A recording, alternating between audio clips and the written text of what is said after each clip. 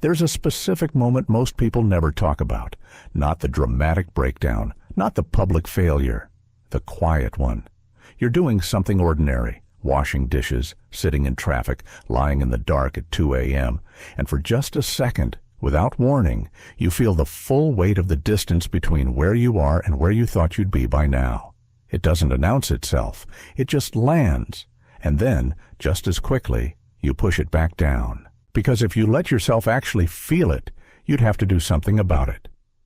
That feeling has a name in psychology. Hal Hirschfield at UCLA has spent years studying what he calls temporal self-appraisal, the way we experience our past self, present self, and future self as three almost separate people. Brain scans show something quietly devastating. When most people think about their future self, the neural pattern looks almost identical to thinking about a stranger.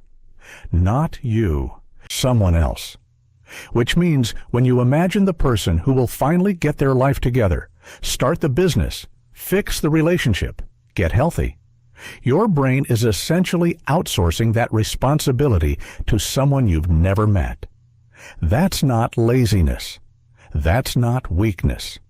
That's the architecture of the trap. And it explains why motivation alone never works. You can feel inspired right now, in this moment, and still do nothing, because inspiration is about the present self, and action requires believing in the future self.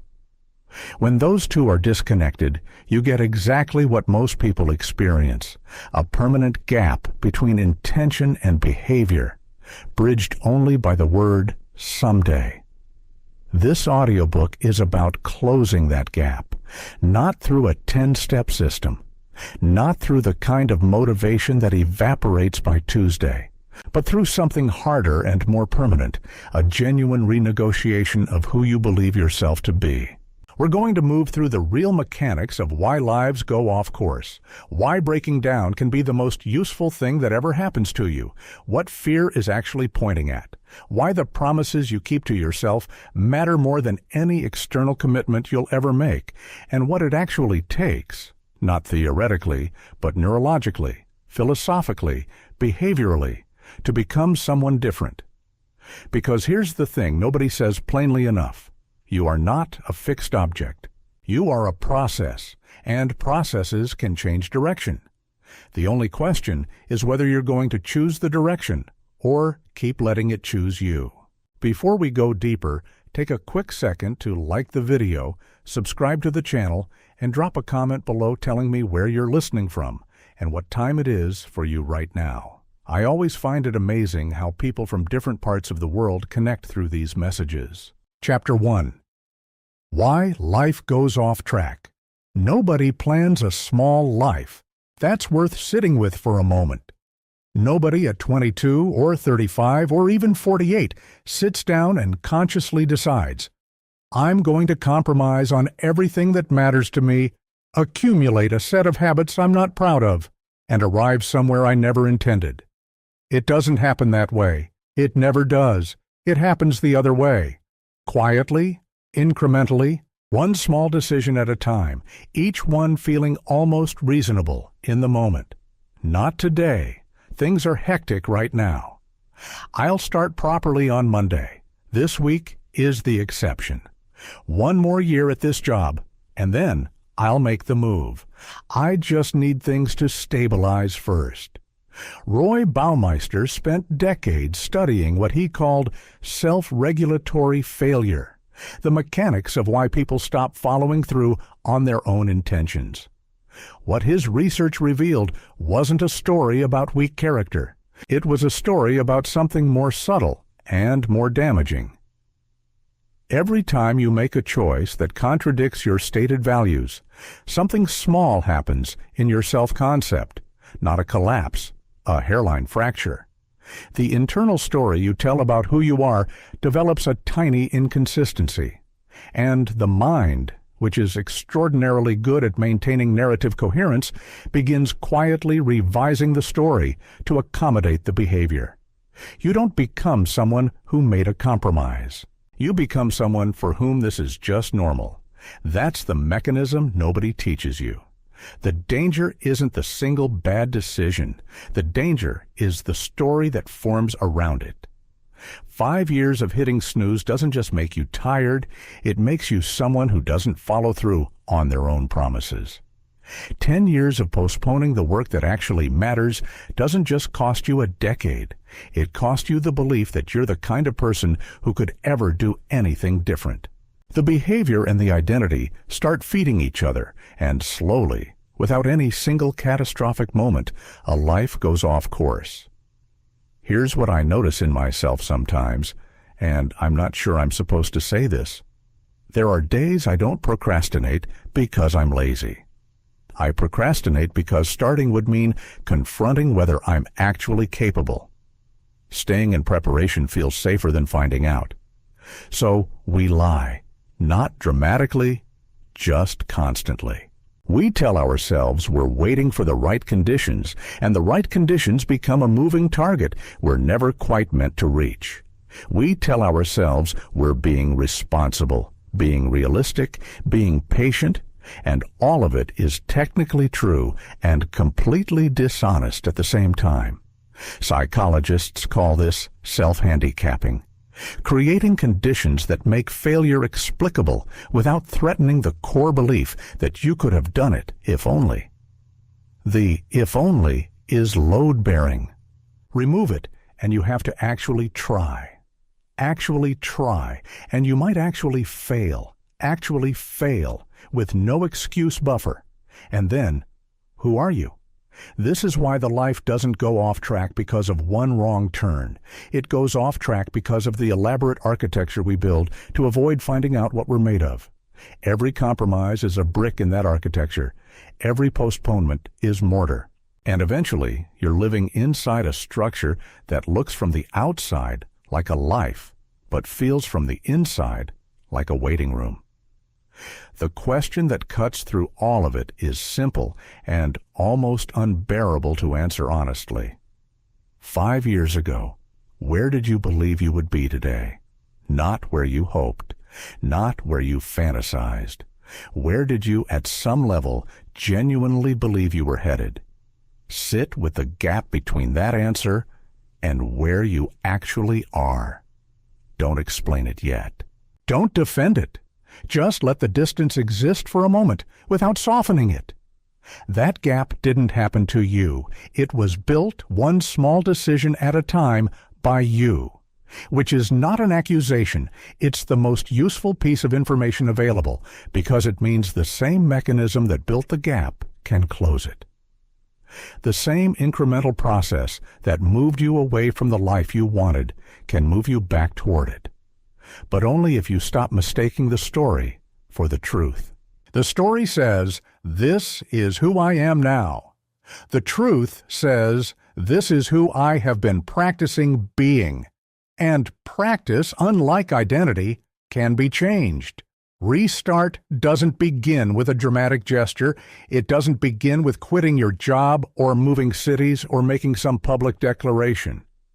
It begins with one sober, undefended moment of seeing exactly where the small surrenders have taken you and deciding without fanfare that today the practice changes. Not because conditions are right, not because you feel ready, because the alternative is 5 more years of building the same architecture and arriving somewhere even further from where you meant to go. The accumulation that worked against you can work for you. That's the whole game. That's what restart actually means at its most fundamental level. Not a single dramatic reversal, but a patient daily recalibration of what you're practicing being. One decision. Today, not the big one, the next one. Chapter 2. The 1,000 Tiny Surrenders. Ask most people why their life isn't what they wanted, and they'll give you an event. A divorce, a layoff, a health crisis, a year that broke something. And those events are real. The pain is real. The disruption is real. But here's what the event theory of failure misses.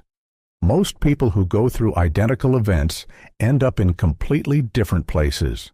Same divorce, One person rebuilds in 2 years, another never quite recovers. Same job loss, one person finds better work, another spends a decade feeling like the ground never came back. The event didn't determine the outcome. The 1,000 small decisions that followed the event did, and more quietly, the 1,000 small decisions that preceded it. Peter Gollwitzer, a psychologist at NYU, has spent his career studying the gap between intention and action. Why people who genuinely want to change so often don't. His finding is uncomfortable in its simplicity. Vague intention is neurologically almost identical to no intention. The brain doesn't mobilize around, "I should work out more." It doesn't encode that as a behavioral directive. It files it under aspiration, which is a folder the brain almost never opens. What actually works, Gollwitzer found, is what he called implementation intentions. Not, "I will exercise," but, "When I finish work on Tuesday, I will put on my shoes and walk for 20 minutes before I open my phone." The specificity creates a neural script. The brain can run a script. It cannot act on a vague wish. This is why most people fail at change, not from lack of motivation, but from lack of architecture. They feel genuinely inspired. They mean it. And then the moment arrives. The specific Tuesday, the specific temptation, the specific fork in the road, and there's no script ready. So the default runs instead.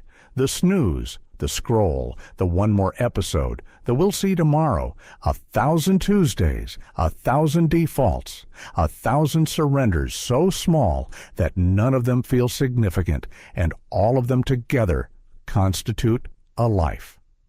What makes this particularly brutal is the mathematics of it. We tend to evaluate our choices by their individual weight. Did this one decision matter? And of course, individually, almost none of them do. One skipped workout is nothing. One postponed conversation is nothing. One evening wasted is nothing. But you don't live one choice. You live patterns, and patterns compound in exactly the way interest compounds, invisibly, relentlessly, in whichever direction you've set them running. Think about two people, same age, same starting point. One adds one small productive action to their day. The other removes one. Day 1, indistinguishable. Week 1, still invisible. Month 3, a slight lean in different directions. Year 2, you'd barely recognize them as having started in the same place. Year 5, different worlds, and nobody could point to the single moment it diverged, because it didn't diverge at one moment. It diverged at thousands of them. The person who transforms their life isn't the one who made one heroic choice. They're the one who made slightly better choices, slightly more often, across a long enough period that the compound effect became undeniable. And here's the part that's easy to miss. You're already compounding, right now. Whatever you did yesterday and the day before and the week before, it's already accumulating interest. The question isn't whether you're compounding. You always are. The question is only in which direction. I've sat with this in ways that weren't comfortable. There was a period in my life where I was productive in all the visible ways, showing up, meeting obligations, maintaining appearances, while quietly surrendering the things that actually mattered to me every single day. And because each individual day looked fine from the outside, I could tell myself the story that I was doing okay. The compounding was happening below the threshold of daily visibility, until one day it wasn't. That's how it goes. The surrenders stay invisible until they're not. And by the time they become visible, you've built significant momentum in the wrong direction, which means restart isn't just about starting something new. It's about reversing an existing current, which takes more than motivation. It takes architecture. Specific, scripted, implementation-level architecture. Not, "I want to change," but, "At this specific moment, When this specific trigger appears, I will do this specific thing instead of the default. Written down, rehearsed mentally, made into a script the brain can actually run. The surrenders were specific. The recovery has to be equally specific. Because here's what nobody wants to hear. Inspiration is not enough. Feeling this right now, processing these ideas, being genuinely moved by the possibility of change, none of that is enough on its own. The brain will feel inspired at 10 a.m. and default at 10 p.m. unless the architecture exists to bridge the gap. Build the script.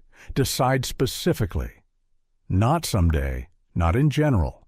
When, where, what exactly. That specificity is the first act of taking yourself seriously. Chapter 3. Why breaking down is the beginning. Here's something the self-help industry gets almost entirely backwards. It treats breakdown as the problem, the thing to be avoided, recovered from, reframed as quickly as possible. Get back on your feet, bounce back, resilience, forward.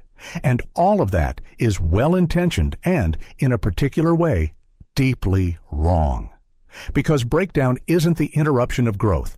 For most people, it's the precondition for it. Richard Tedeschi and Lawrence Calhoun spent years studying people who had experienced severe psychological trauma, loss, illness, catastrophic failure, and documented something that contradicted the standard recovery narrative. A significant portion of people didn't just return to their previous level of functioning after breakdown. They exceeded it. They developed capacities they had never had before. Not despite the collapse, but because of it. They called it post-traumatic growth, and it's not a consolation prize. It's a distinct psychological phenomenon with measurable neurological correlates. What happens, structurally, is this. Serious breakdown disrupts the assumptive world, the set of largely unconscious beliefs about how life works, what you deserve, what's possible, what's stable. When those assumptions shatter, the mind is forced into a kind of cognitive reconstruction that simply doesn't occur during stable periods. You can't update a worldview that hasn't been destabilized. Comfort preserves the existing architecture. Crisis demolishes it, and in the demolition creates the possibility of building something structurally different. That's not to romanticize suffering. Pain is pain. There's nothing ennobling about being at the bottom purely by virtue of being there. What matters is what the bottom forces, and what it forces unavoidably is honesty. When everything is working, when you have the job title, the relationship, the social identity, the income, you can maintain enormous distance from the question of who you actually are underneath all of it. You never have to find out whether the person under the performance has anything real to offer because the performance is covering for them. Breakdown strips the performance, not kindly, not on a schedule that suits you, just gone, and what remains is you without the props. Most people experience this as terror, understandably. But terror and revelation often arrive together, and what gets revealed is almost always more useful than what it replaced. There's a conversation I keep coming back to, a man who lost his business, his marriage, and most of his social identity inside 18 months. He described a night, maybe 8 months into it, sitting on the floor of a small apartment he hadn't yet properly furnished, eating something out of a container, when he realized, I have absolutely no idea who I am without all the things I used to be. And then, after a long silence, and that might be the most important thing I've ever found out. Because here's what breakdown reveals that success conceals. The difference between the life you were performing and the life you actually want. High-functioning people can perform a life they don't want for decades. The performance is good enough to fool everyone, including themselves, most of the time. Breakdown ends the performance, not because you chose to stop, because the stage collapsed, and, standing in the rubble, for the first time, you can see clearly what was real and what was set design. Physiologically, something else happens too. When the threat response system is activated repeatedly and intensely, which is what sustained breakdown does, and you survive it, the system recalibrates. Your threshold for what constitutes unbearable rises. The things that would have paralyzed you before the breakdown, the fear of judgment, the risk of failure, the discomfort of uncertainty, start to look different when you've already lived through the thing you were most afraid of. You know now, from the inside, that you can survive more than you thought. That knowledge isn't theoretical, it's embodied, which means the person who comes out of genuine breakdown is neurologically better equipped for change than the person who never broke. Not stronger in a motivational poster sense. Stronger in the specific practical sense of having a recalibrated relationship with risk and uncertainty, which are the exact conditions required to restart anything real. So, if you're in it right now, if you're in the rubble or just emerging from it, still not sure the ground is stable, the most accurate thing I can offer is this. What you're experiencing is not the opposite of a beginning. It is a beginning, a brutal, disorienting, strip-everything-down beginning, but a beginning. The question isn't how to get back to who you were. That person's architecture produced this collapse. The question is who you're going to build next, now that you can finally see the foundations clearly. You're not starting over, you're starting with more information than you've ever had. Chapter 4. The Lies We Tell Ourselves. Daniel Kahneman spent decades mapping the difference between two modes of human experience: the experiencing self, the one living through each moment, and the remembering self, the one constructing the story afterward. His central finding was disquieting. These two selves don't agree. They weight time differently, they weight intensity differently, and they have fundamentally different interests. And when they conflict, the remembering self almost always wins, which means you are not primarily managing your life. You are managing your narrative about your life. This is the real explanation for later. Not laziness, not lack of discipline. Narrative management. When you say, "I'll start tomorrow," you're not making a scheduling decision. You're making a story decision. You're preserving the version of yourself in which you are still someone who will do the thing. The moment you actually start, and especially the moment you actually fail at it, the story is at risk. Tomorrow keeps the story intact. Tomorrow keeps you in the narrative as someone with potential rather than someone with a track record. This is why later feels so reasonable. It's not avoidance of the task. It's protection of the identity. As long as you haven't tried, you can't have failed. As long as you haven't started, the best version of yourself remains theoretically possible. Starting converts theory to evidence, and evidence can be disappointing. So, we defer. And we are extraordinarily creative about it. We don't say, "I'm afraid to find out what I'm capable of." We say we're waiting for the right moment. We're being strategic. We need to prepare more thoroughly. We're letting the idea mature. We respect the process. Every one of those sentences is, on its surface, reasonable. Collectively, they are an elaborate system for never having to find out. Here's the version I catch in myself. I tell myself I'm thinking deeply about something when what I'm actually doing is using the appearance of preparation as a substitute for action. The thinking feels productive.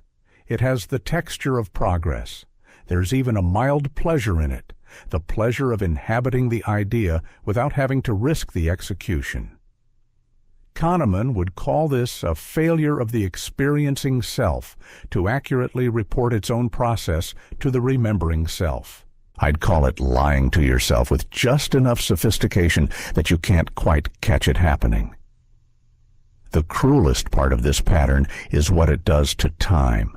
Not the future time you're deferring to, the present time you're spending.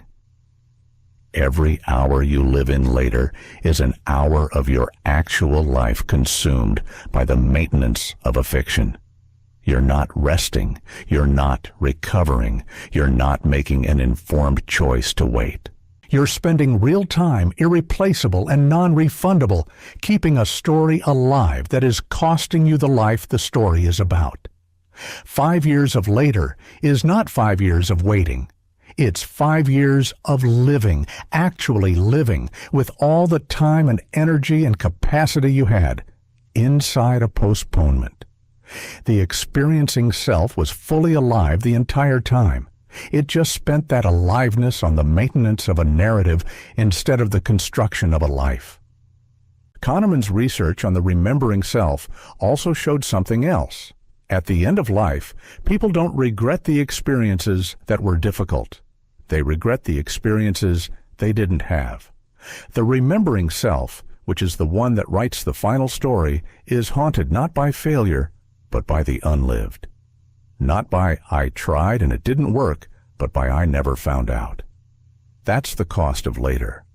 Not the lost outcome, the lost evidence of what you were. So here's the question that actually matters, and it's uncomfortable enough that I want you to stay with it rather than answer it too quickly. Are you pursuing your goals, or are you maintaining your relationship with the idea of your goals? Because those are profoundly different activities that can look identical from the outside. Both involve thinking about the goal frequently. Both involve talking about it occasionally. Both involve a genuine belief that you want it. The difference is only in what you do when the gap between where you are and where you want to be requires actual discomfort to close. The person pursuing the goal enters the discomfort. The person maintaining the relationship with the idea finds a reason, perfectly reasonable, to wait one more day. Later is the most expensive word in any language, not because of what it costs tomorrow, because of what it costs today, the only day that actually exists. The only day in which your experiencing self is actually alive, actually capable, actually in possession of the one resource that cannot be recovered. Stop managing the narrative. Start generating the evidence. Because the story you'll actually want to tell, the one the remembering self will carry, isn't the one where you waited for perfect conditions. It's the one where you started before you were ready, failed in specific instructive ways, and became someone real in the process. That story starts the moment you stop protecting the fiction of later. Chapter 5. What restart actually means. Most people, when they decide to restart, change the wrong things first. New city, new job, new relationship. New gym membership, new morning routine aestheticized beyond recognition, new journal with an ambitious first entry that trails off by day 4. The externals get overhauled with genuine energy and genuine hope, and then, 6 months later, the same person is living a slightly different version of the same life, confused about why the geography changed, but the feeling didn't. Epictetus, a Stoic philosopher who was born a slave and spent his life thinking about what human beings actually control, had a framework so simple it sounds almost dismissive until you sit with it long enough. Some things are in our power, and some things are not. What's in our power? Judgment, intention, desire, the direction of attention. What's not? Circumstances, other people's behavior, outcomes, reputation, most of what we spend most of our energy trying to manage. He wasn't preaching passivity, he was practicing precision. The person who tries to restart their circumstances without restarting their judgments is doing expensive work in the wrong location. You can rebuild the entire external architecture of a life and leave the interior completely untouched. And the interior is where the life actually happens. Here's what the Stoics understood that most modern self-help misses. The dichotomy of control isn't a consolation for people who can't change things. It's a targeting system for people who want to change everything.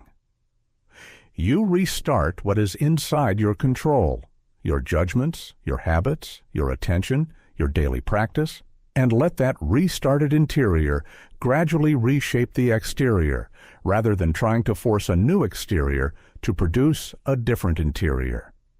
The sequence matters. Interior first, always. So what does an interior restart actually feel like? Not dramatic. That's the first thing. It doesn't feel like a revelation or a montage. It feels like a small, almost boring commitment to seeing something more clearly than you've been willing to see it. It feels like sitting with one honest question. Not what should I do differently, but what have I been refusing to acknowledge? And not moving away from it until you have a real answer. Real restart begins the moment you stop asking, why did this happen to me? And start asking, what is actually true about my situation? And what is the next right action available to me? That shift sounds subtle. It's not. It's the difference between positioning yourself as the object of a life and positioning yourself as its agent. One question keeps you in explanation. The other puts you in motion. What changes internally when restart is genuine? The relationship to discomfort changes first. A person who has truly decided to restart doesn't need the path to feel comfortable. They need it to feel directionally correct. Comfort becomes less relevant as a metric. Not irrelevant. You're not trying to suffer, but no longer the primary signal you're using to decide whether to continue. The Stoic word for this is prohairesis, the faculty of choice, operating freely, regardless of how the circumstances feel. And here's the thing about restart that nobody says clearly enough. It is not a moment, it's a practice. The decision to restart is made once. The restart itself is made every day, in small increments, in specific moments when the default is available and the new direction requires something from you. Every one of those moments is a micro-restart, and every micro-restart either reinforces or erodes the larger one. This is why the people who change most durably are almost never the ones who made the most dramatic initial declaration. They're the ones who showed up most consistently in the ordinary moments. Not the person who announced the transformation loudest, but the person who quietly made a slightly better choice at 7 a.m., and again at noon, and again at 9 p.m., without applause, without an audience, without the momentum of a big dramatic beginning to carry them. Real restart is unglamorous. It happens in the small decisions that no one sees. The moment you choose the harder but right thing when the easier wrong thing is completely available and no one would know the difference, that's where restart actually lives. Not in the announcement, in the practice. Chapter 6. Habits that keep pulling you back. You already know which habits are holding you back. That's not the problem. The problem is that knowing hasn't been enough to stop them. And that gap between knowing and stopping produces a specific kind of shame that makes the habit harder to break, not easier. So let's start there. Not with discipline, not with motivation, but with the actual neuroscience of why habits pull, because understanding the mechanism removes the moral weight and replaces it with something more useful: strategy. Kent Berridge at the University of Michigan spent years mapping what he discovered were two entirely separate neural systems driving behavior: the wanting system and the liking system. The wanting system, driven by dopamine, generates the pull towards something, the craving, the compulsive reach for the phone or the food or the drink. The liking system, driven by opioid circuits, generates the actual pleasure of having it. And here's what makes this finding genuinely disorienting. These two systems can become completely decoupled. You can want something intensely that you don't even enjoy anymore. This isn't a character flaw. This is what a habit looks like neurologically after it's been reinforced enough times. The wanting system has been trained to fire by context, by time of day, by emotional state, by the presence of a trigger, completely independently of whether the liking system ever gets satisfied. You reach for the phone not because it's going to feel good, but because the wanting system fired. And by the time you've already reached, the choice already feels like it was made. This is why willpower fails against established habits. Willpower is a conscious prefrontal cortex process. Wanting is a subcortical automatic, faster process. By the time the prefrontal cortex arrives at the decision, the wanting system has already voted. You're not losing a fair fight. You're arriving late to a fight that's already over. What actually works against this isn't trying harder. It's changing the conditions under which the wanting system fires. The trigger precedes the behavior, always. Change the environment so the trigger never appears and the wanting system never gets the signal. This is why removing temptation from the environment works better than resisting it. You're not fighting the habit. You're preventing the want from forming in the first place. But there's a second mechanism pulling you back, quieter and in some ways more powerful: identity. The habits you've had longest are not just behaviors. They've become part of your self-concept. The late-night scroll isn't just a habit, it's what you do, which means it's become part of who you are. And the mind defends identity with more persistence than it defends almost anything else. Changing the habit means implicitly challenging the identity, and the mind experiences that as a threat. This is why the conversation about habits has to also be a conversation about identity. Not, I'm trying to stop doing this, but I am becoming someone for whom this no longer fits. The first framing sets up a battle between willpower and habit. The second reframes the habit as incongruent with the person you're constructing. And incongruence is something the mind actually wants to resolve. Here's what I find genuinely difficult about this. The habits that are most entrenched are usually serving something real. The late-night scroll is delivering stimulation when the day felt flat.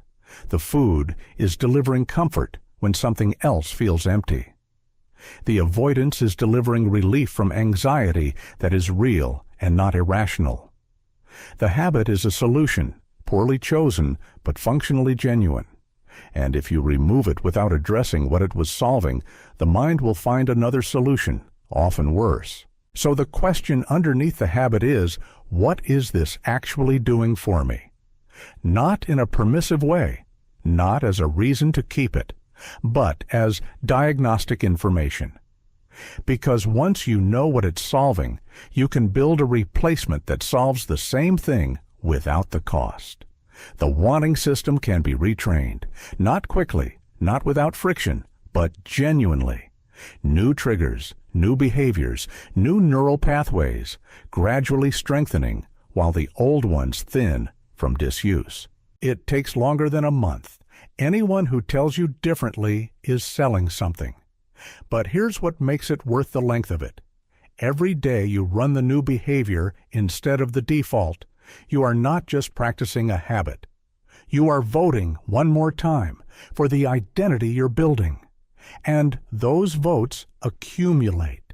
Slowly, then suddenly, you become someone for whom the old habit feels genuinely foreign, not because you conquered it through willpower, but because you outgrew it through becoming someone else. The habit didn't disappear. You moved past it. Chapter 7. Fear is a liar. With accurate maps, fear lies about the outcome. That part's true. It catastrophizes, it confabulates, it runs worst-case scenarios with the confidence of a prophet and the accuracy of a broken clock. The thing you're afraid of almost never happens with the intensity or permanence that fear predicts. On that count, fear is an unreliable narrator. but fear is an accurate cartographer. What fear maps, reliably, is proximity to what matters. The closer you are to something genuinely important, a real risk, a true vulnerability, a threshold that would actually change your life, the louder fear gets. It's not warning you away from danger, it's marking the location of value. And if you learn to read the map rather than obey the warning, fear becomes one of the most precise navigational tools available. Stephen Hayes, the psychologist who developed acceptance and commitment therapy, made a distinction that reframes the entire relationship with fear. You don't need to resolve fear before acting. You need to diffuse from it. Diffusion means recognizing a thought, including a fear thought, as a cognitive event rather than an objective report on reality. Instead of "I am afraid," which fuses you with the fear and gives it authority, you practice noticing. There is a fear thought present. It's there. You see it, and you act anyway, not because the fear is wrong, but because the fear is not in charge. This is not bravado. It's a technical skill. And the Stoics arrived at the same place from a different direction. Epictetus. It is not things that disturb us, but our judgments about things. The fear isn't generated by the situation. It's generated by your assessment of what the situation means. Which means the fear is always, at least partially, about you, about your story of your own fragility, your story of what failure would mean, your story of who gets to try things like this, and whether you qualify. Change the judgment, and the fear doesn't disappear, but it loses its veto power. Here's what makes fear particularly effective at stopping people. It doesn't usually show up labeled as fear. It shows up as reason. It sounds like, "I'm not ready yet. The timing isn't right. I should research this more thoroughly. I owe it to myself to be properly prepared." These are the rational masks fear wears, and they're convincing precisely because they're not entirely wrong. You could always be more ready. The timing could always be better. There is always more to learn. Fear uses the truth as camouflage. The tell is specificity of avoidance. When the reasons to wait are always perfectly calibrated to the exact threshold of action, never quite ready, never quite the right moment, the bar for readiness always rising just ahead of where you are. That's not prudence. That's fear in a suit. What's actually on the other side of it? Almost never what fear predicted. The conversation you've been avoiding for 8 months rarely destroys the relationship. It usually saves it, or ends something that needed ending, or reveals something that was already true and needed to be faced. The risk you've been circling doesn't eliminate you when you finally take it. It either works, which changes your life, or it doesn't, which teaches you something that changes your life differently. The vulnerability you've been protecting yourself from connecting. It doesn't expose you to permanent judgment. It connects you to people who recognize something real. Fear's predictions are almost always worse than the actual experience, not because life is kind, but because the experiencing self is more resilient than the anticipating self believes. I'll say this plainly. The things I'm most grateful for in my own life are almost perfectly correlated with the things I was most afraid to do. Not loosely correlated, almost exactly. Which suggests something uncomfortable, that fear, read correctly, is less a stop sign and more a treasure map with aggressive warning labels. So when you feel it, the specific, unmistakable anxiety that arrives when you're close to something that would actually matter, try, before retreating, asking a different question. Not how do I get rid of this fear, but what is this fear protecting me from finding out? Because almost always, the answer to that question is the exact thing you need to find out.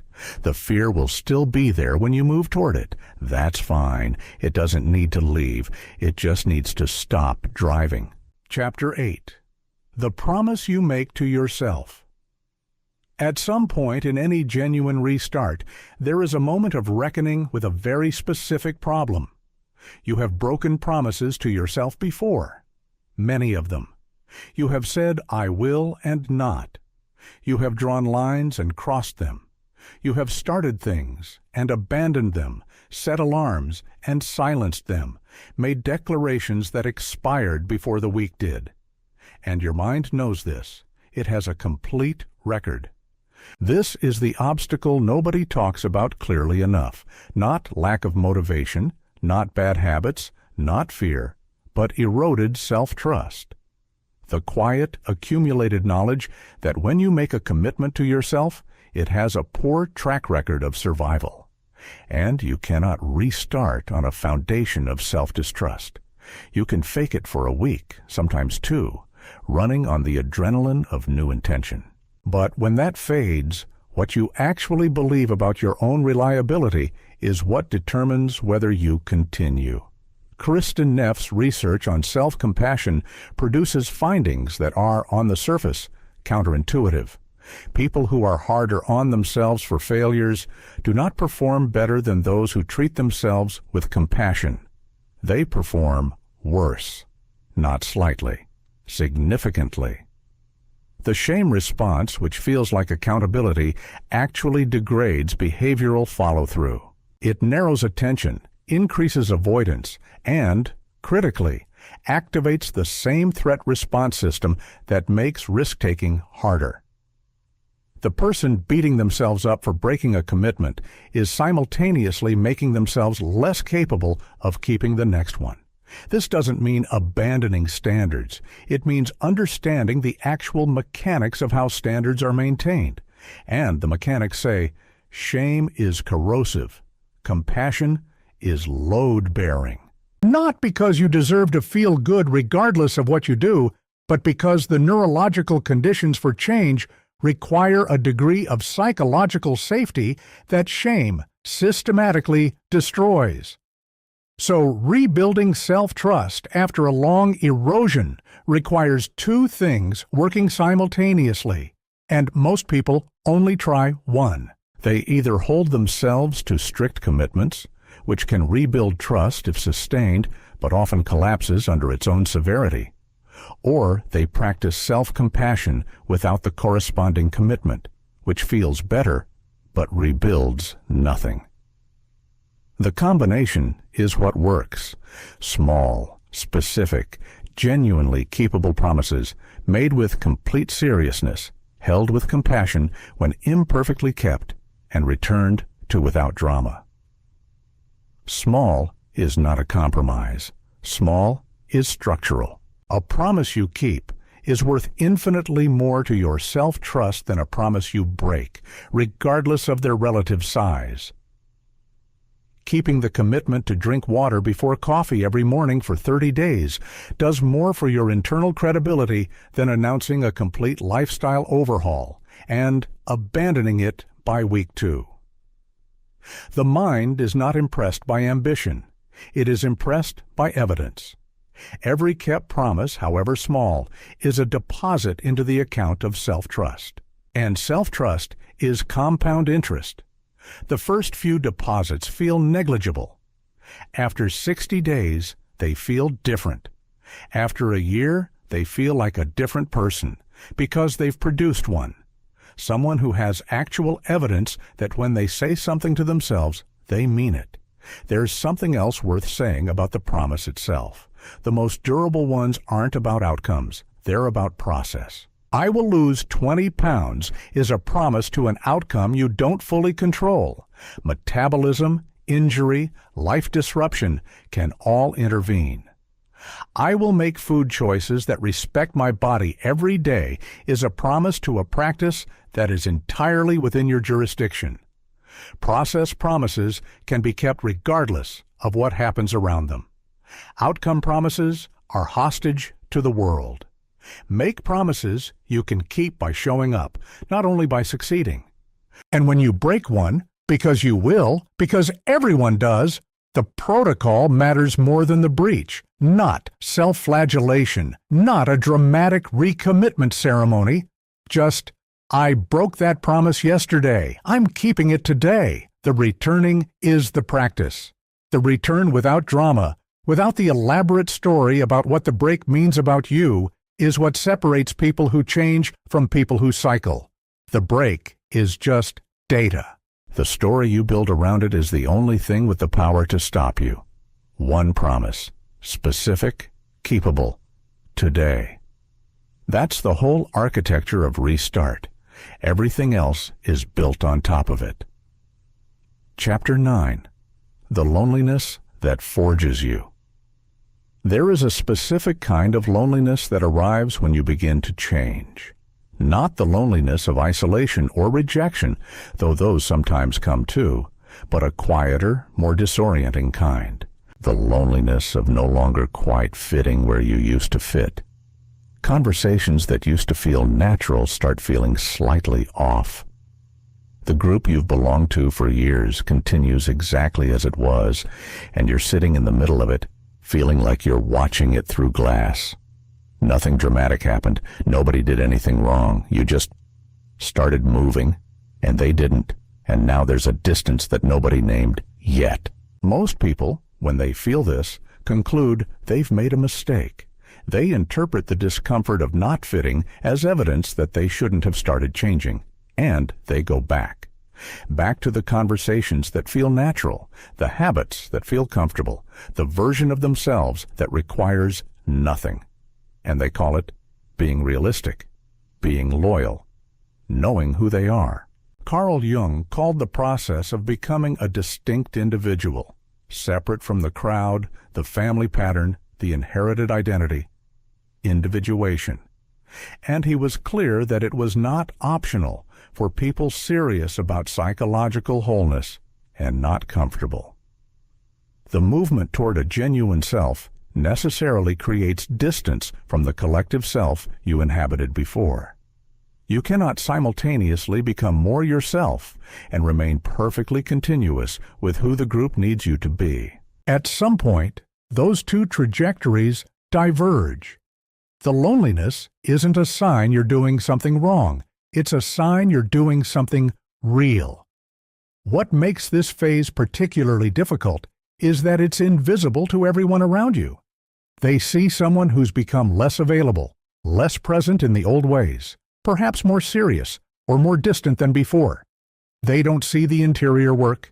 They don't see the daily practice, the kept promises, the slow accumulation of a different self. They see the withdrawal without the reason, and so they name it in the ways available to them. You've changed. You think you're better than us. You're not the same person anymore. And they're right about the last one. That's the point. Here's what I think is true, but rarely said.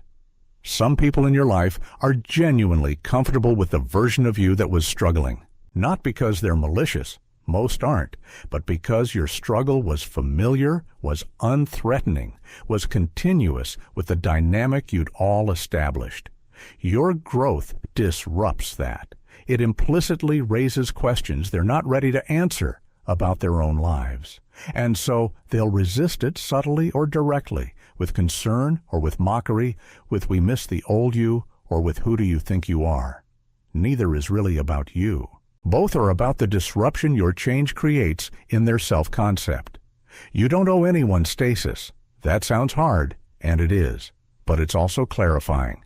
The relationships that require you to remain unchanged in order to survive are not the relationships that will accompany you into the life you're building.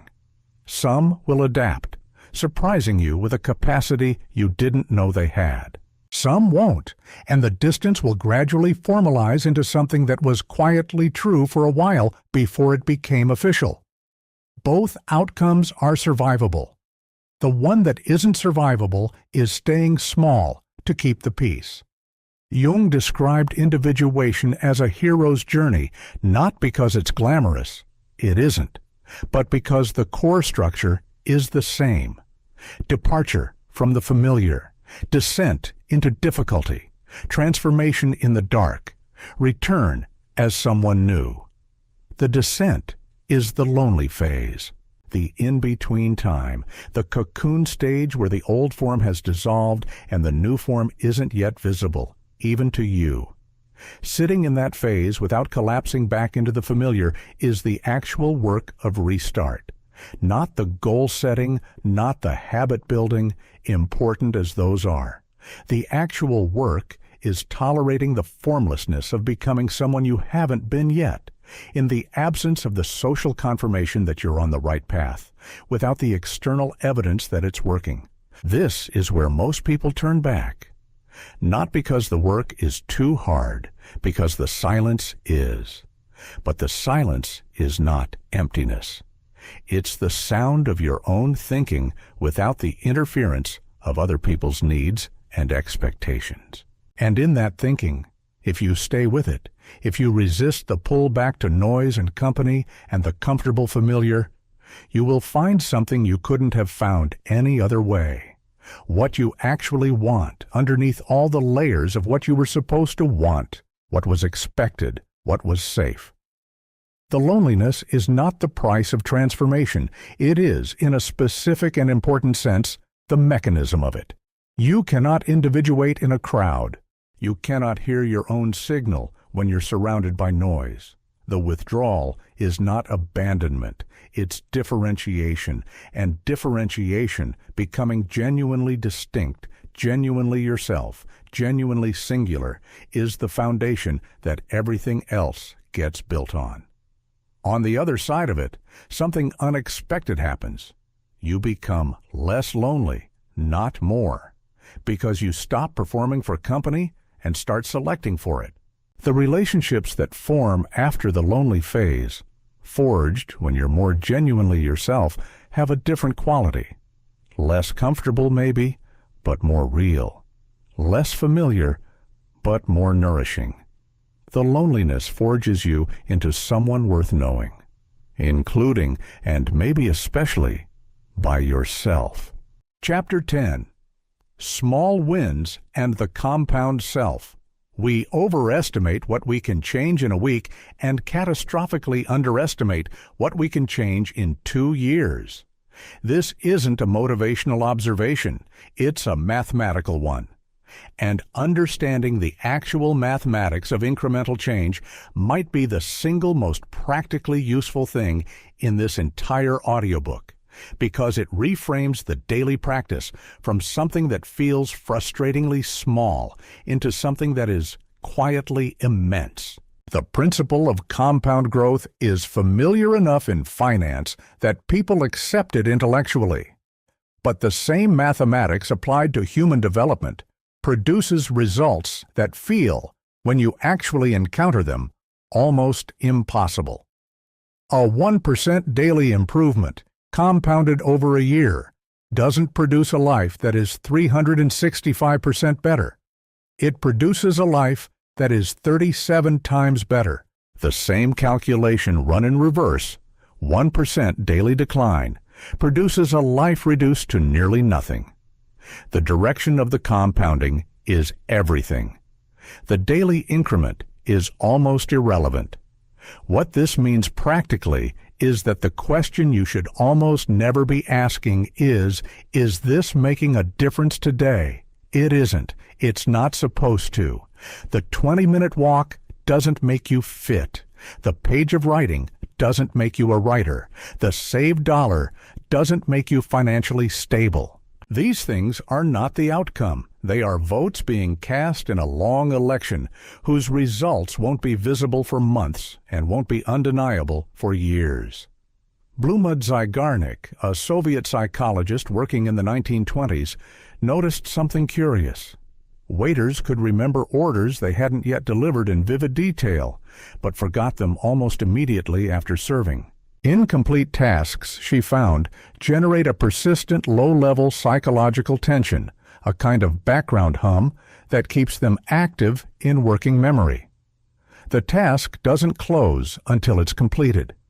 This became known as the Zeigarnik effect, and it explains something about small wins that the productivity literature usually misses.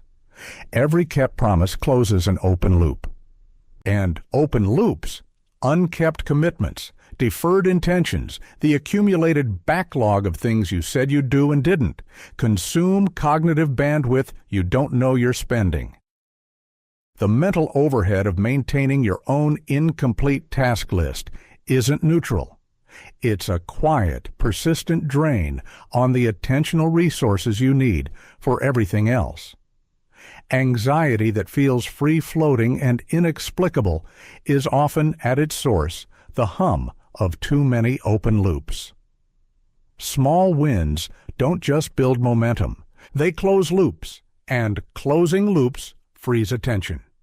Which means the person who keeps small daily promises is not only building identity and habits, they are literally thinking more clearly because they've stopped hemorrhaging attention into the management of self-generated incompleteness.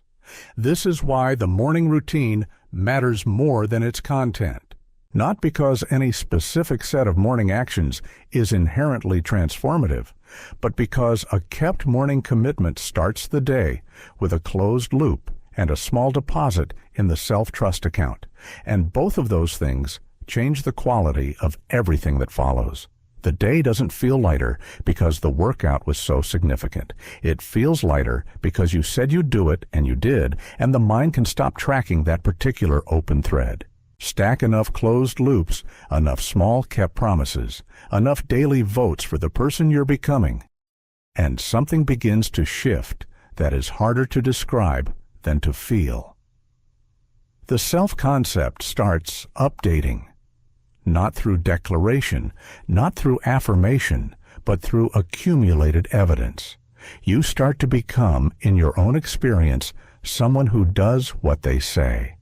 Someone who shows up, someone who can be trusted by yourself, which is the only trust that ultimately matters.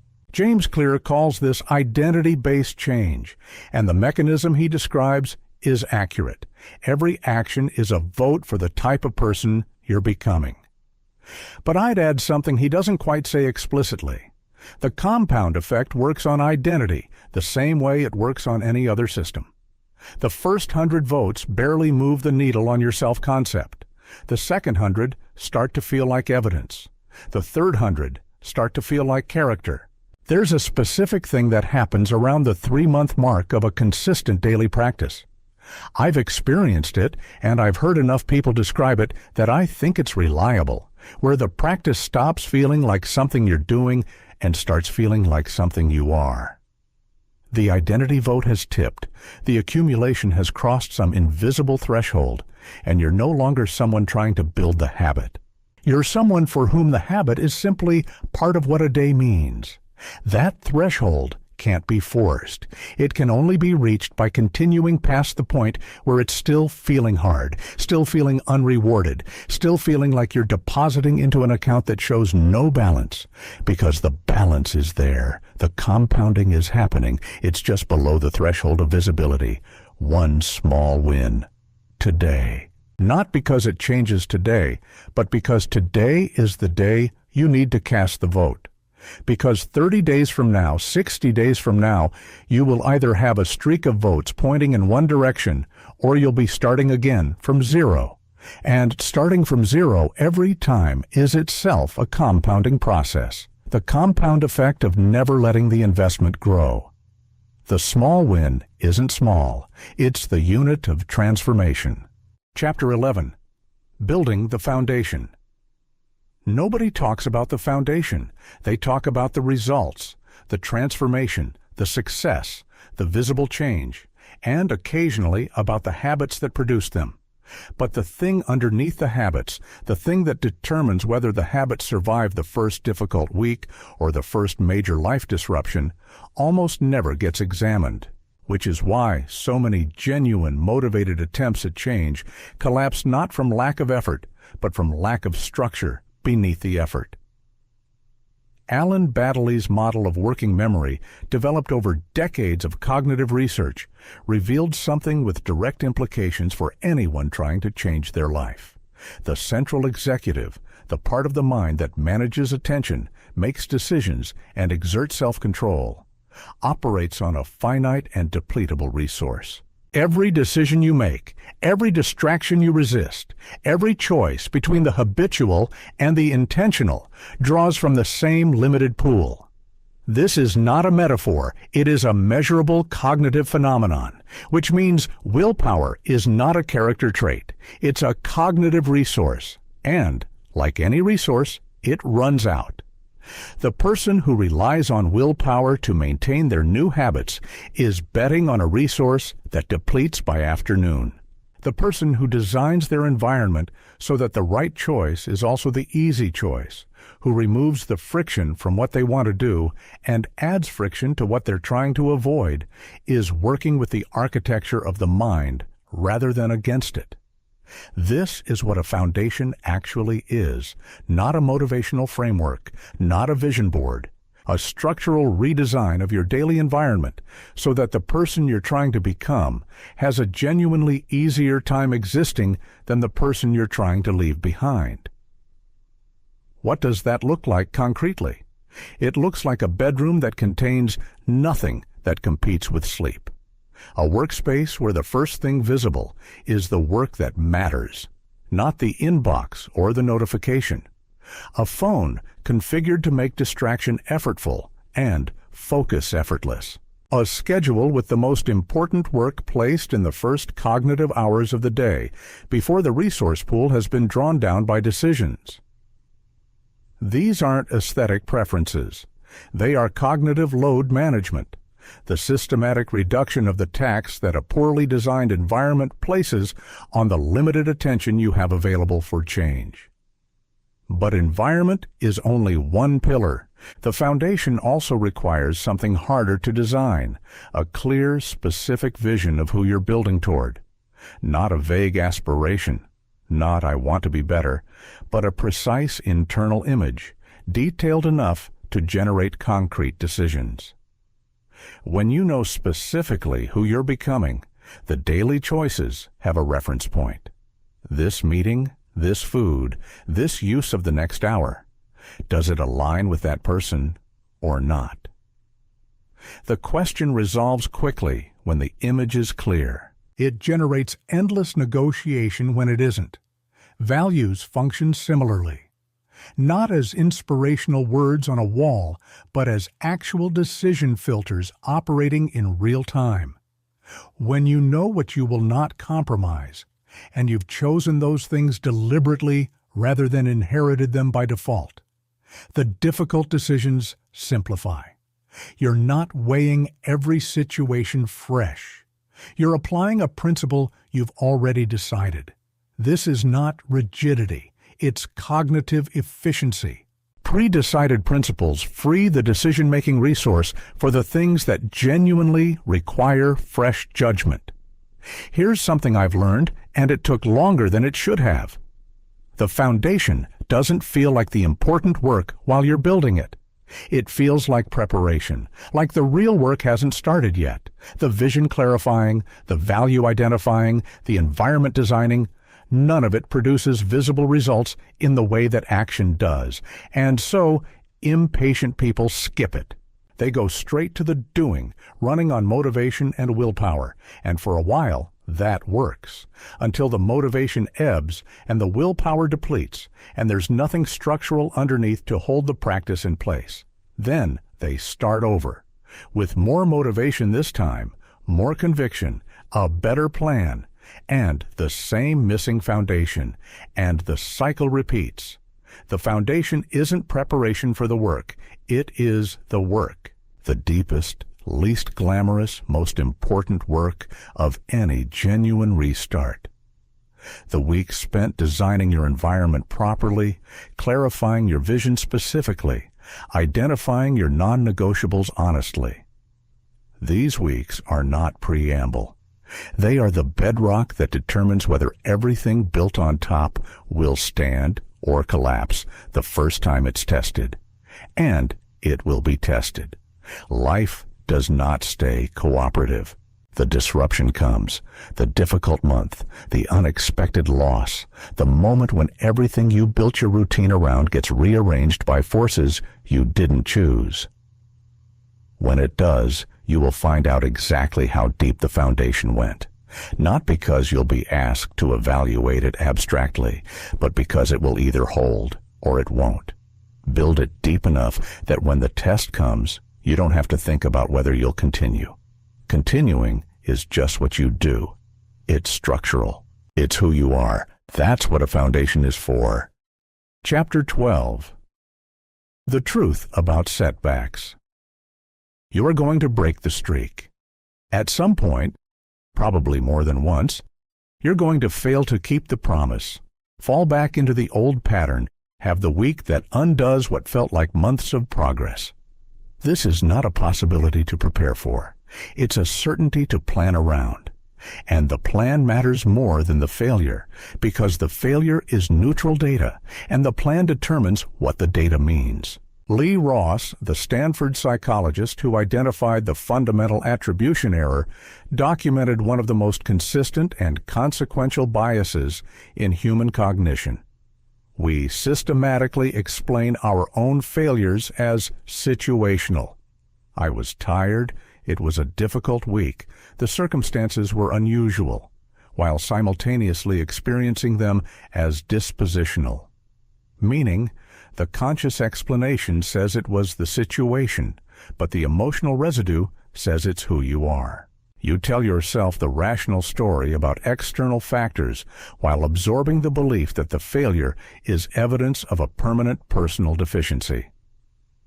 This is the mechanism that turns a setback into a story, and a story into an identity. Not the failure itself.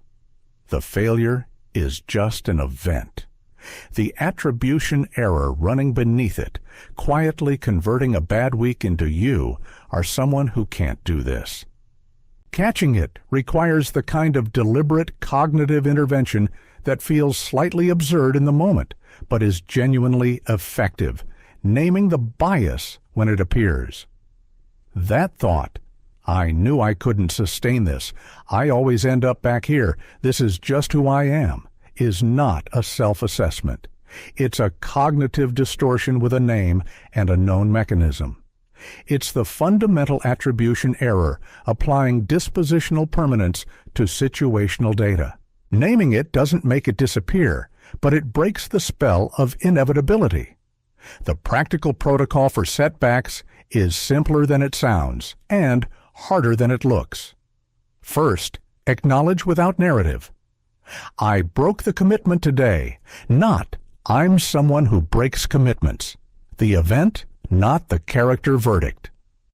Second, analyze the specific conditions. What was different about that day, that moment, that context? Not to excuse, to understand. The setback is diagnostic. It contains information about your triggers, your weak points, your vulnerable hours. Extract the information. It's the most valuable thing the setback produces. Third, and this is the one people consistently underestimate, reset the same day. Not Monday, not after the weekend, not once the emotional residue has cleared. Today. The next meal, the next hour, the next available moment. The speed of the reset is not about punishment or compensation. It's about not allowing the break to establish itself as a pattern. One broken promise is a data point. 2 in a row is the beginning of a trend. 3 is momentum in the wrong direction. The reset interrupts the compounding before it runs. Fourth, add a guardrail, something structural that makes the same setback harder to repeat, not a rule. Rules require willpower to enforce. A design change. If the setback happened because the trigger was present, remove the trigger. If it happened because you were alone in a specific context, change the context. If it happened at a particular time of day, when your resources are depleted, move the vulnerable commitment to an earlier hour. The guardrail is environmental, not motivational. And fifth, extend yourself the same analysis you'd give someone you respect. If a person you admired came to you and described this exact setback, the same circumstances, the same break, what would you actually say? almost certainly not what the fundamental attribution error is whispering. You'd say, that's one day. What matters is the next one. You'd say, look at the pattern over weeks, not the exception in a single day. You'd say, get back to it. Say that to yourself, with the same tone you'd use for someone whose success you genuinely want. Here's the larger truth about setbacks that reframes all of this. The people who transform most completely are not the ones who fail least. They're the ones who reset fastest. Because each reset, each return after a break, is itself a kept promise, a demonstration that the commitment is stronger than the lapse. The person who breaks the habit once and resets the same day has actually proved something more important than the person who never broke it. They've proved the commitment survives failure. That resilience, the demonstrated capacity to return, is ultimately more durable than any streak. Because streaks end. They always end. But the habit of returning can last a lifetime. The setback is not the opposite of the restart. It's part of it. Chapter 13. Becoming someone new. There is a question underneath every serious attempt at change that rarely gets asked directly, because the answer is uncomfortable. Are you trying to do different things, or are you trying to become a different person? Because these are not the same project. They require different resources, different timelines, and they fail in entirely different ways. Doing different things is a behavioral project. You identify the actions you want to change, and you apply effort to changing them. This works up to a point, and that point is exactly where the new behavior conflicts with your existing identity. When the action you're trying to sustain feels incongruent with who you believe yourself to be, the mind experiences a specific kind of friction that willpower alone cannot resolve. You're not just fighting a habit, you're fighting a self-concept. And the self-concept almost always wins because it has been accumulating evidence for years, and your new behavior has been accumulating evidence for weeks. Becoming a different person is an identity project, and it operates by a different mechanism entirely. Ethan Kross at the University of Michigan has spent years studying what he calls self-distancing, the cognitive practice of stepping outside your immediate self-experience to observe your situation from a slight remove. One of his most striking findings involves the simple act of referring to yourself by name or in the second person during moments of stress, temptation, or decision. Instead of "what do I do here?" you ask "what would your name do here?" treating yourself as a separate person whose behavior you're trying to predict and guide. Brain imaging shows this activates different neural circuitry than first-person self-talk. The regions associated with giving advice to others, which consistently produces better, less emotionally reactive decisions, become engaged. The regions associated with self-threatening rumination become less active. The small grammatical shift creates a genuine cognitive shift, and with it, a subtle but real separation between your current experiencing self and the identity you're constructing. This is not a rhetorical trick, it is a neurological intervention, and it works because it operationalizes something true. The person you're becoming is not identical to the person you currently are. Treating them as separate, the current self who is tired and tempted and reverting toward default, and the constructed self who has different values and different habits and a different relationship to discomfort, creates the cognitive distance necessary to make the choice that serves the construction rather than the current state. What would the disciplined version of you do right now? Not as a rhetorical question, as a genuine behavioral inquiry. Because you know the answer. You always know the answer. The problem is never lack of knowledge. It's the absence of enough separation from the current self to act on the knowledge you already have. Identity change compounds the same way habits compound, but it compounds at a deeper level. When you change a habit without changing identity, the habit is always slightly upstream of who you are. It requires maintenance. It requires remotivation when circumstances disrupt it. It's something you do, which means it's also something you can stop doing. But when the habit becomes part of who you are, when athlete or reader or disciplined person stops being an aspiration and becomes a self-description, it no longer requires the same maintenance.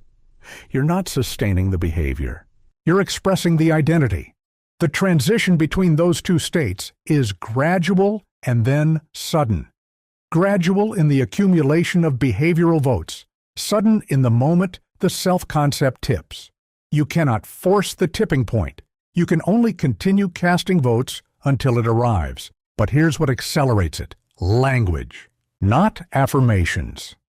The research on positive affirmations is decidedly mixed, and for people with low existing self-regard, they can actually backfire by creating dissonance rather than alignment. Something more specific and more honest than affirmation.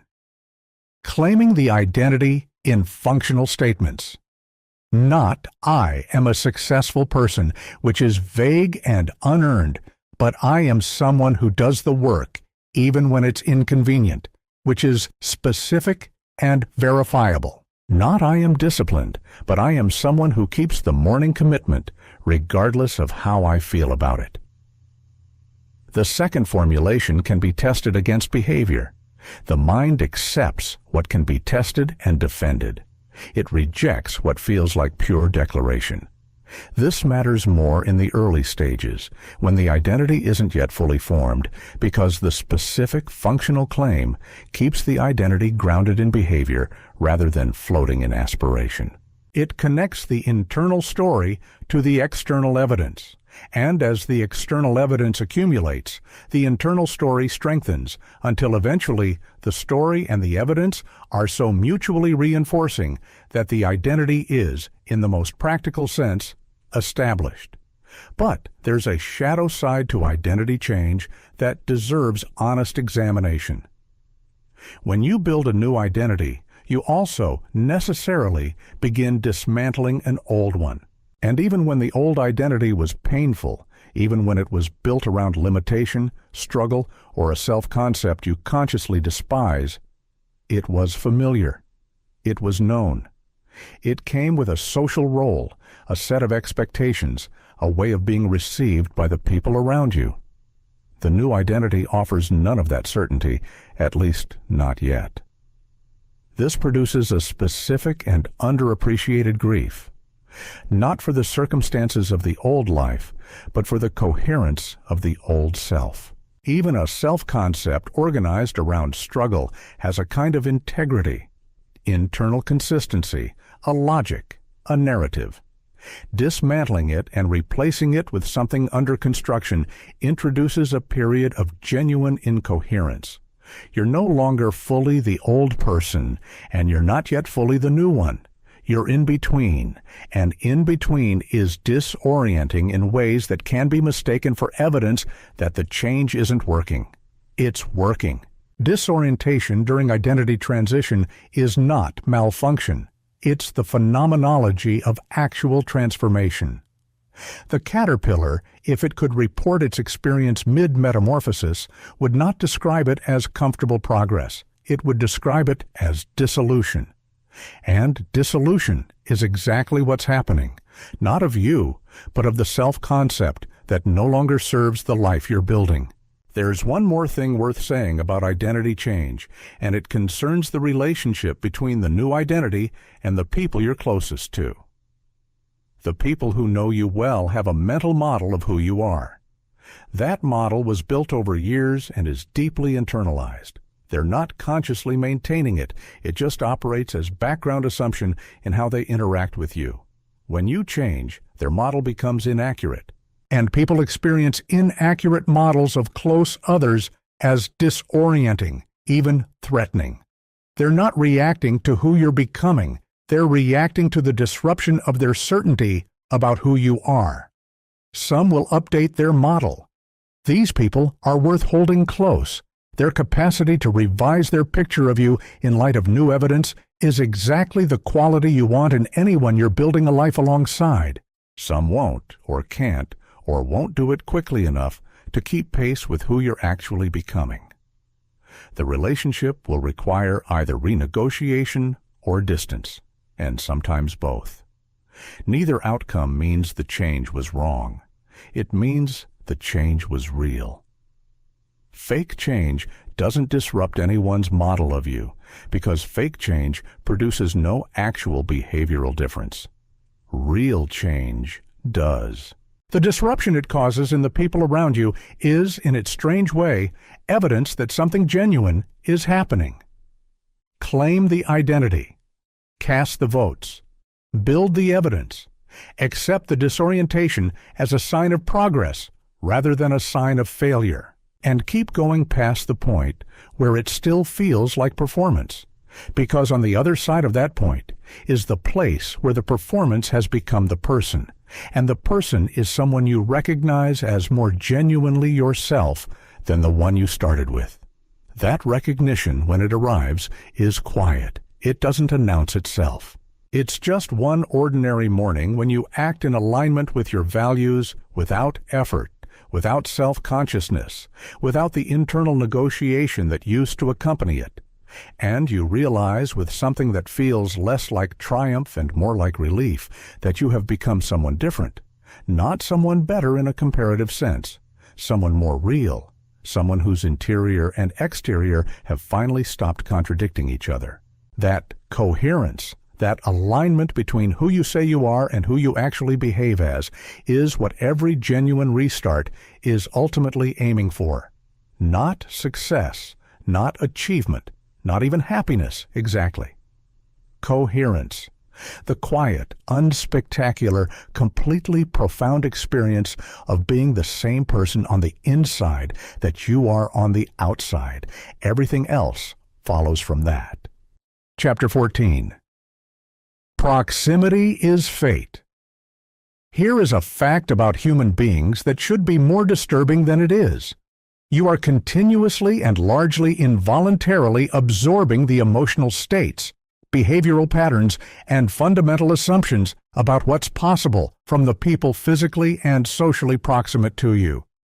Not as a metaphor, as a biological process. Frans de Waal, the primatologist who spent decades studying empathy and social behavior in great apes, documented the deep evolutionary roots of what researchers call emotional contagion, the automatic, rapid, largely unconscious transmission of emotional states between individuals in close proximity. The mechanism is ancient, predating language by millions of years. It exists because social animals needed to synchronize quickly, to feel the group's fear before consciously processing the threat, to mirror the leader's confidence before consciously evaluating the situation. In modern humans, this mechanism runs continuously. You are not consciously choosing to absorb the anxiety of the anxious person you spend 8 hours a day with. You are not deliberately adopting the low expectations of the group that assumes a certain ceiling on what's achievable. You are not intentionally internalizing the complaining pattern of the social circle, where complaining is the primary mode of relating. These transmissions happen below the threshold of deliberate choice, through mirror neurons, through vocal tone, through the subtle behavioral cues that your nervous system is processing constantly without informing your conscious mind. This is not weakness. It is ancient social software doing exactly what it was designed to do: keep you synchronized with your tribe, which for most of evolutionary history was the primary determinant of survival.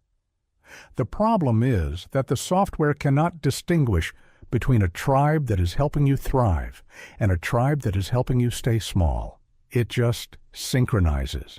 And what it synchronizes you to depends entirely on who you're near. Jim Rohn's observation that you become the average of the 5 people you spend the most time with is not motivational hyperbole. It's a reasonable description of how emotional contagion and behavioral modeling operate over extended exposure. The people around you are not just influencing your mood. They are calibrating your sense of what is normal, what is possible, what constitutes acceptable effort, what level of ambition is realistic rather than embarrassing. These calibrations happen slowly and invisibly, which makes them far more powerful than the obvious, conscious influences you can identify and deliberately resist. You can argue with advice. You can reject explicit criticism. You can consciously discount someone's pessimism when they voice it directly. But you cannot easily defend against the continuous environmental transmission of their implicit assumptions, the way they speak about their own prospects, the effort level they consider sufficient, the ceiling they've accepted as fixed. Over months and years of proximity, those assumptions become part of your internal atmosphere. This is why auditing your circle, honestly, without the softening that social loyalty demands, is not a self-improvement cliché. It is a necessary act of environmental hygiene. Not because the people around you are bad, most of them aren't, but because the question of whether they are good people is entirely separate from the question of whether their proximity is helping you become who you need to become. These two questions get conflated constantly, and the conflation is costly. Someone can be genuinely kind, genuinely lovable, genuinely important in your history, and simultaneously be someone whose proximity is continuously calibrating you downward. Their goodness doesn't negate their influence. Both things are true at the same time. The audit is not about judgment, it's about clarity. Who in your current circle, when you're with them, makes you feel larger, more capable, more motivated, more clear about what's possible, and who makes you feel smaller, more doubtful, more comfortable with limitation, more likely to settle. These effects are not always correlated with how much you like the person. Sometimes the people who make you feel largest are not your closest friends. Sometimes the people who make you feel smallest are. Clarity about this doesn't obligate immediate action. You don't necessarily end relationships or restructure your entire social life overnight. But clarity without action is still more useful than comfortable unawareness, because it allows you to be intentional about dosage. How much time, in what contexts, with what protective awareness, rather than absorbing influences whose direction you haven't even identified. The complementary practice, actively seeking proximity to people who have already built what you're trying to build, is equally important and consistently underutilized. Not mentors in the formal, structured sense, though those have value. Simply people whose daily reality demonstrates that what you're attempting is achievable, whose existence serves as living proof against the internal argument that you're aiming at something unrealistic. There is a specific psychological effect that proximity to successful models produces that cannot be replicated by reading about them, listening to their talks, or studying their methods. The normalization of their level of effort and commitment. When you are regularly around people who work at a certain level, treat their goals with a certain seriousness, and hold themselves to a certain standard, that level and that seriousness and that standard begin to feel normal rather than exceptional. The ceiling you inherited from your previous environment starts to feel like a floor. This recalibration is quiet and gradual and extraordinarily powerful. Because the limiting factor for most people is not capability. It's the internalized sense of what someone like them could realistically achieve. Change that sense through sustained exposure to people for whom your goal is ordinary rather than exceptional. And capability follows. Practically, this means being willing to be the least accomplished person in certain rooms, the one who doesn't belong yet, the one whose questions reveal how far back they're starting. This requires a specific kind of ego management, enough self-security to tolerate the temporary exposure of your current level, enough hunger to prioritize the environment over the comfort of being the competent one. The rooms where you're already the smartest, most accomplished, most advanced person are pleasant. They are also, by definition, not the rooms where you grow fastest. Growth happens at the edges of competence, in contexts that are slightly beyond your current level, around people who assume a standard you haven't yet consistently met. Seek those rooms. Stay in them past the discomfort of initially not belonging. Because belonging follows contribution, and contribution follows capability, and capability follows sustained exposure to an environment that treats your aspirations as ordinary. Here's what nobody warns you about. When you change your proximity, you will miss the old one. Even if the old environment was limiting, it was familiar. It required nothing particularly new from you. The comfort of being known, of not having to prove yourself, of existing in a context where your level is already accepted. That comfort has real value, and its absence is a real loss. The new environment will not feel like home for a long time. You will be a stranger in it. You will make mistakes that reveal your inexperience. You will sometimes want to retreat to where you were already sufficient. Do not mistake that longing for evidence that you made the wrong move. It is simply the price of choosing an environment that requires you to grow rather than one that permits you to coast. Proximity is fate in the most literal sense. Your fate is being continuously written by the implicit assumptions of the people around you. The question is only whether you're choosing those people deliberately or inheriting them by default. Default proximity produces a default life. Choose deliberately, and the fate changes. Chapter 15. Legacy over Comfort. Viktor Frankl survived 4 Nazi concentration camps and emerged with a theory of human psychology built not on pleasure-seeking or pain avoidance, but on meaning. His central observation, drawn from the most extreme human laboratory imaginable, was this: people can endure almost any suffering if they can find sufficient reason for it, and people can be destroyed by surprisingly moderate suffering if they cannot. The difference between the two situations is not the intensity of the pain, it is the presence or absence of meaning surrounding it. This distinction matters enormously for anyone trying to restart their life, because restart involves sustained discomfort. Not the acute, dramatic discomfort of a crisis. That kind of pain has its own momentum, its own adrenaline, its own urgency that carries you through it.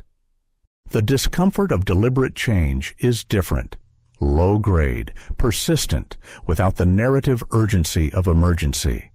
The early morning when the alarm sounds and the bed is warm. The evening when everyone else is relaxing and you're still working. The month when the effort is consistent and the results are invisible, and the internal argument for quitting has never sounded more reasonable. What determines whether you continue through that sustained discomfort is not willpower, which depletes. It is not motivation, which fluctuates. It is meaning, specifically whether the discomfort is connected in your mind and body to something that matters enough to justify it. Frankl's concept of the will to meaning, his term for the fundamental human drive, not toward pleasure, but toward purposeful existence, reframes the entire relationship between effort and suffering. The hard workout is not suffering to be minimized. It is the specific form that commitment to physical vitality takes today.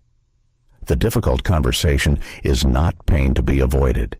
It is the precise action that integrity requires right now.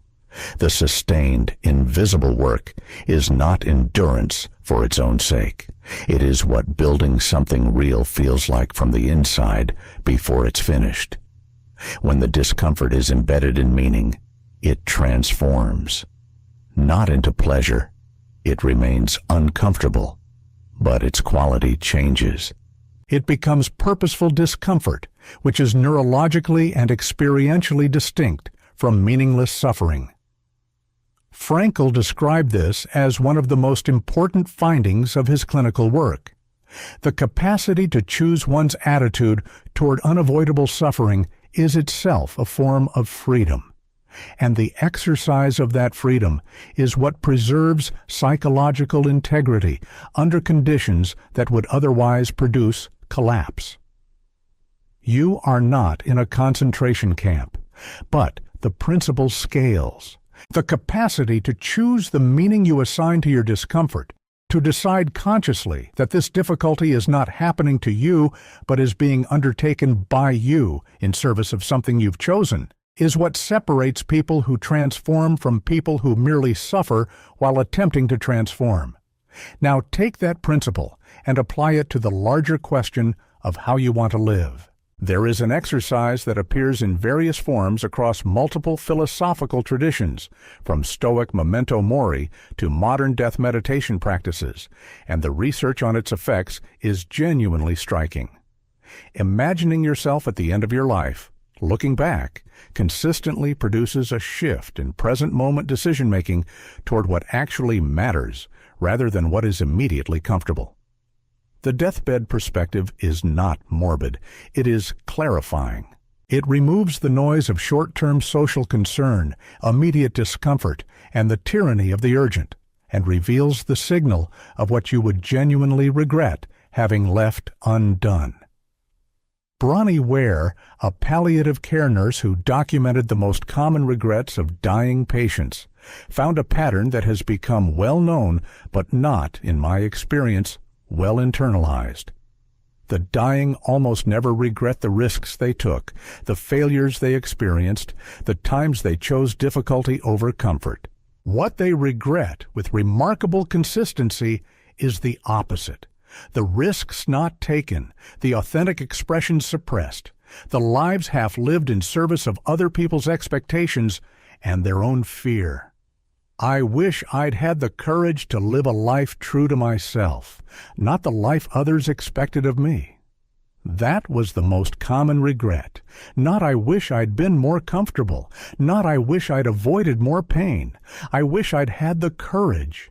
The deathbed perspective reveals something the present moment perspective consistently obscures. That comfort and safety are not actually what the self wants. They are what the self reaches for when it's afraid.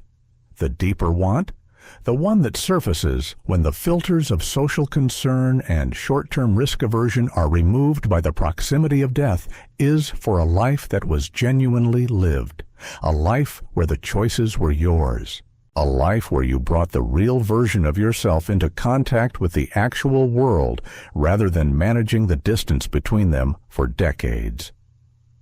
Legacy is not about what you leave behind. That framing puts the emphasis on the audience, on how you'll be remembered, on what impression persists. That's still, in its way, a form of social management.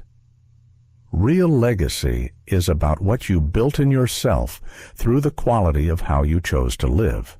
It is the person you became through the accumulation of courageous decisions. It is the evidence, visible to you alone, if to no one else, that you did not settle, that you brought your full capacity to bear on the life you were given, that when the discomfort arrived, and it always arrives, you chose meaning over retreat. Here is what nobody tells you about choosing meaning over comfort consistently, over years. It changes the texture of ordinary experience, not in a dramatic peak experience way, in the quiet, cumulative way that any sustained practice changes the practitioner. The person who has repeatedly chosen difficulty in service of what matters develops a different relationship with their own life, a sense of authorship, of genuine participation that the person who has consistently chosen comfort does not have access to, regardless of how pleasant their circumstances might look from the outside. Comfort produces a life that is fine. Meaning produces a life that is yours. The distinction between those two is everything. Fine is survivable and forgettable, and, at the end, the primary source of regret. Yours is difficult and specific and irreplaceable, and at the end, the only thing that feels like it was worth it. Every time you choose the hard right thing over the easy comfortable thing, you are not just making progress toward a goal. You are building the self that will be able to look back without the particular anguish of the unlived life. You are making a deposit into the account that will be tallied at the end, not by anyone else, not for any external reward, but in the private reckoning that every person makes with themselves about whether they showed up for their own life. That reckoning is coming, for all of us. The only variable is what it finds when it arrives. Choose accordingly, not someday. In the next decision, in the next available moment of genuine choice between what is comfortable and what matters. Build the life that makes the reckoning easy.